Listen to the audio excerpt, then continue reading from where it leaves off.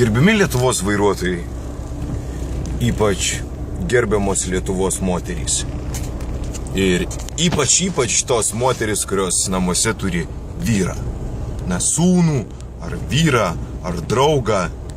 Jeigu jūs netyčia pamatėte, kad už lango iškrito sniegas ir galimai kelionė į darbo vietą gali šiek tiek užtrukti dėl jūsų vairavimo, kaip čia pasakyti, įgūdžių trūkumo.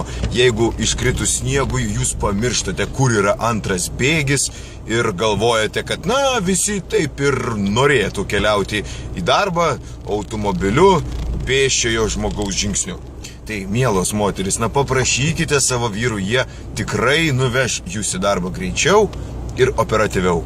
O jeigu tu esi vyras ir taip pat bijai iš sniego iškritusio ant kelio, arba kitaip tariant, tikrai šudinai vairuoji, tai, sėsk į autobusą, nes paskui va tokius džipų, 4 varomų vairuotojų, varomų ratų, tystis, 15 km/h greičiu užpisa. Aš suprantu, kad iškrito sniegas, bet jeigu tu moki vairuoti, tai tu moki vairuoti. Ir nesvarbu, ar sniegas, ar ledas, ar saulutė šviečia.